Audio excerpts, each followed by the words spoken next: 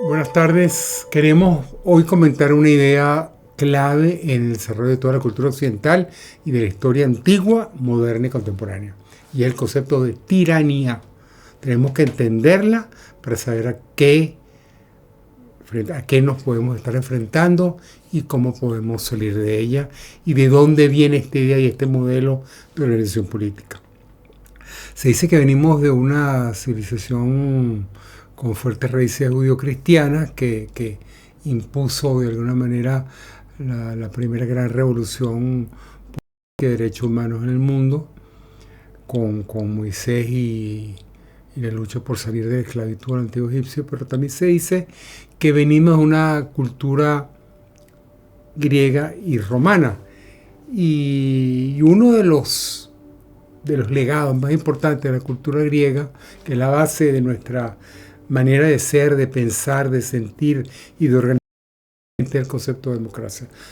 Y todo lo demás, la filosofía, incluso las artes, la tragedia griega, el pensamiento griego de alguna manera evoluciona a partir del concepto de democracia.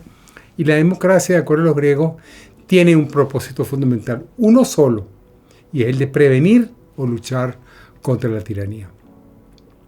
Yuval Harari, el pensador israelí, piensa que en su historia Sapiens, que hay otras maneras de tener los humanos para organizarse. Entre ellos menciona, por ejemplo, inexplicablemente, que fue una sorpresa para mí, el chisme.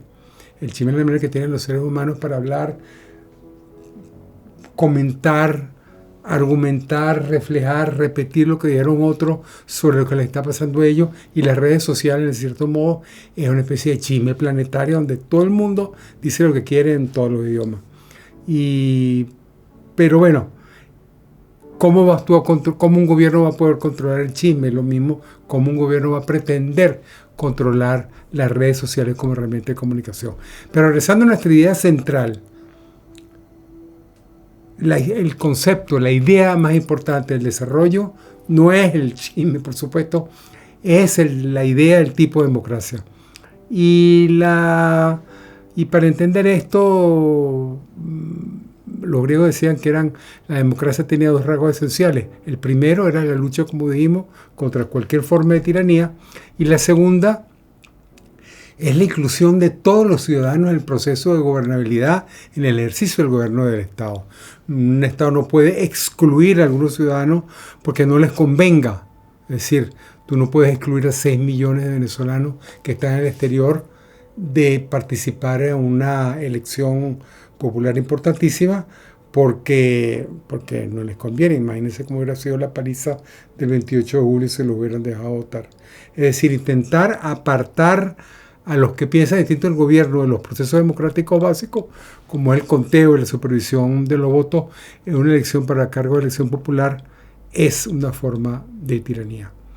La tiranía excluye deliberadamente a los votantes de clase de oposición, no porque sean esclavos, sino porque sencillamente en el pueblo llano, en los sectores populares, los sectores más humildes, tienen derecho a participar en el ejercicio de la libertad y tienen derecho a ser incorporados al proceso de gobernabilidad. No solamente los expertos, no es nada más los tribunales supremos de justicia los que deciden qué es lo que debe hacerse o cómo debe ejercerse la madurez política de un país, sino que debe recurrir a la manera de pensar del pueblo llano. Ahora vamos a identificar cuáles son las ideas democráticas más importantes en relación con este tema, con la tiranía. Hay dos formas. La primera de ellas es que nadie, por más poderoso que sea, puede colocarse por encima de la ley. Y esto es por una razón muy sencilla, decían los griegos, porque somos mortales y porque somos débiles. Tú no puedes colocar a una persona, a un mortal, a uno de nosotros, en una posición donde va a manejar, donde va a administrar billones de dólares, millones de millones de dólares o miles de millones de dólares, el presupuesto de un país completo sin que tenga que rendir cuentas, sin que se vea obligado a comparecer ante la justicia, sin que sea necesario que esa persona explique qué fue lo que hizo durante el tiempo en que ejerció el cargo al que se le encomendó que ejerciera. Obviamente no puedes. Lo más probable es que esa persona, si no tiene control de ningún tipo, robe un poquito primero y después más adelante. Y si esa persona tiene una cuenta pendiente con la sociedad, bueno, nadie puede estar por encima de la ley. La segunda forma, decían los griegos, para identificar el proceso democrático es chequear cuáles son los aspectos a los cuales se opone el sector que se opone a la democracia, que por lo general son los que están en el poder. Ellos piensan que la gente no está capacitada para ser incorporada al Estado y denigran a los demás, lo llaman escuálido, lo llaman de derecha, lo llaman oligarca, lo llaman racista, los llaman cualquier cosa con tal de impedir. Recuerdo el cuento de un padre, un muchacho, un niño que le preguntaba a su papá, ¿qué es un fascista?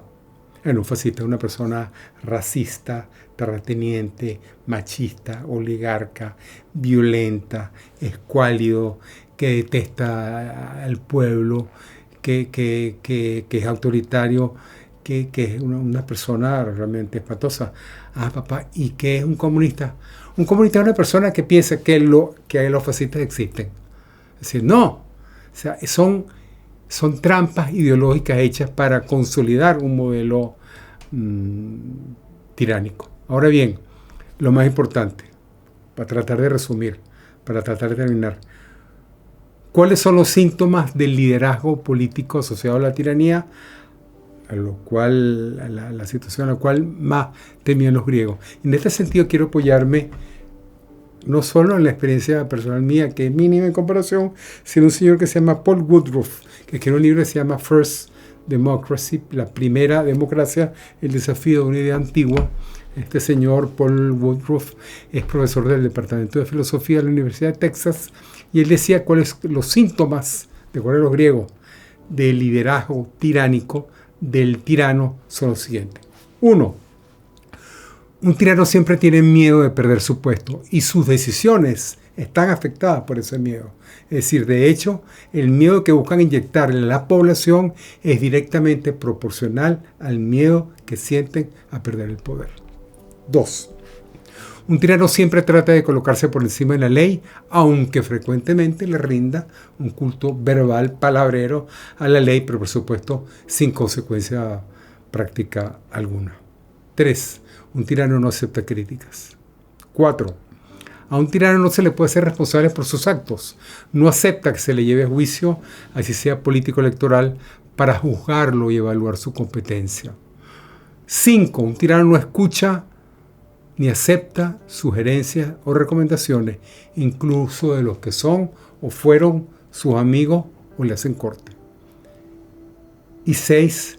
Un tirano intenta prevenir que aquellos que no están de acuerdo con él puedan participar en la política, bien sea inhabilitándoles o poniendo trabas legales para que puedan ejercer su derecho a la participación, tal como le ocurrió en la lucha de los negros antes de Martin Luther King, o en la lucha que él inició, que lideró por los derechos civiles. Es decir, cómo prevenir que esa diáspora venezolana pueda ejercer su derecho al voto. Ese es un rasgo esencial. Nosotros podemos identificarlo, verlo, razonar, explicar y entender qué es lo que está pasando. Y hay otro aspecto, uno de los más importantes a mi juicio, que era el requisito para impulsar el proceso democrático de cualquier país y para avanzar en esta lucha y triunfar en esta lucha contra la tiranía, y es el valor, el coraje. Es el liderazgo que no solo desafía al gobierno, sino los propios miedos que tenemos nosotros. Y ese valor lo demuestran hoy día a día los venezolanos y lo demuestran honor a los testigos que arriesgaron su libertad y su vida y la continúan haciendo en su lucha contra un proceso, contra un gobierno que sin duda alguna podemos llamar, que podemos decir que cumple todo, que tiene todos los síntomas de lo que los griegos llamaban tiranía. A ellos, a su coraje, debemos esa tenue luz de esperanza que alimenta la fe de todos nosotros. Quería darle las gracias por este programa, por permitirnos acercarnos a ustedes.